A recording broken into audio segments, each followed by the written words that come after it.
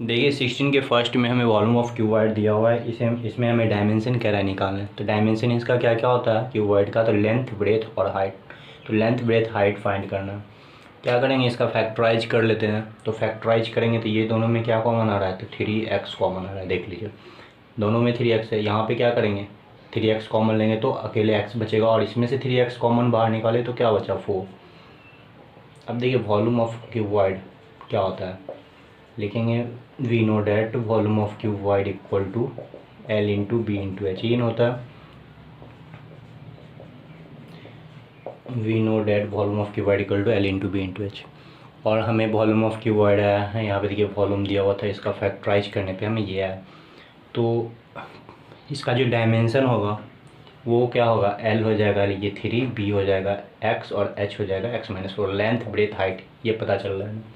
लिखेंगे possible dimension, इसका जो पॉसिबल डायमेंशन है वो क्या हो सकते हैं, तो possible dimension can be L equal to 3, ठीक है, B इक्वल टू x और h इक्वल टू लिखेंगे x-4। ये इसका आंसर हो जाएगा x-4।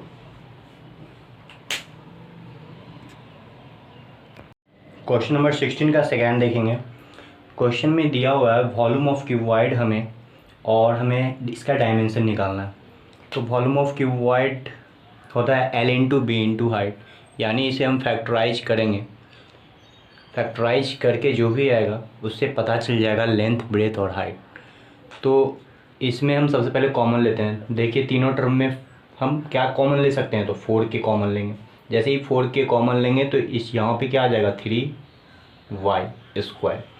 अगर इसमें से 4 के कॉमन लिए तो क्या आएगा 2y, 4 2 8 होता है। और इसमें से कॉमन लिए 4 के तो यहाँ पे 5 आएगा। 4 के जगह 4 के लिख दिया, और यहाँ पे क्या करेंगे फैक्टराइज कर देंगे। देखिए फैक्टराइज करने के लिए क्या करते हैं, फर्स्ट और लास्ट को गुना करते हैं। तो फर्स्ट और लास्ट गुना करेंगे तो कितना आएगा -15y², ठीक है। उसके बाद क्या करेंगे, फर्स्ट और लास्ट को हम लिख देंगे। 2y है यहाँ पे ना, तो 2y को हम कुछ इस तरीके से तोड़ेंगे जो गुना करके -15 आना चाहिए और जोड़ घटाव करके 2y आना चाहिए। तो यहाँ पे लिखेंगे 5y और -3y। देखिए 5y में से 3y गया तो 5y में से 3y गया तो क्या आएगा 2y, और 5y को 3y से गुना किए तो आ गया 15। अब 4 के अपने स्थान पे, अब इस दोनों में कॉमन लेंगे फिर इस दोनों में कॉमन लेंगे।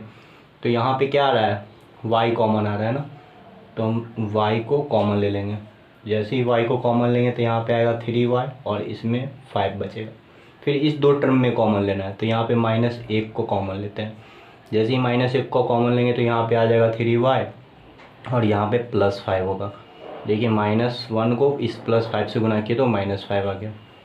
यहाँ पे 4 के जैसे वैसे लिखेंगे। देखिए 3y+5 और 3y+5 ये दोनों टर्म में मौजूद है। इसका मतलब है कि 3y+5 जो है ये इसका कॉमन आ जाएगा। यहाँ अगर हम 3y+5 को कॉमन लेके एक ब्रैकेट में लिखे तो यहाँ पे क्या बचेगा y, और यहाँ पे -1, y-1 एक ब्रैकेट।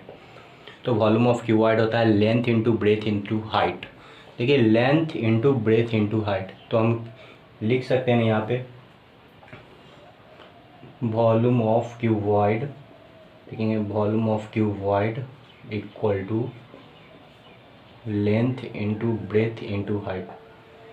अब देखिए वॉल्यूम ऑफ क्यूबॉइड तो हम क्या लिख सकते हैं, पॉसिबल डायमेंशन कैन बी, यही ना, इसका डायमेंशन क्या हो सकता है, तो लिखेंगे पॉसिबल डायमेंशन कैन बी क्या क्या हो सकता है, तो लिखेंगे L इक्वल टू, देखिए L इक्वल टू क्या लिखेंगे 4k, ठीक है। B इक्वल टू क्या लिखेंगे 3y+5 और H इक्वल टू क्या लिखेंगे तो y-1। ये इसका आंसर हो गया।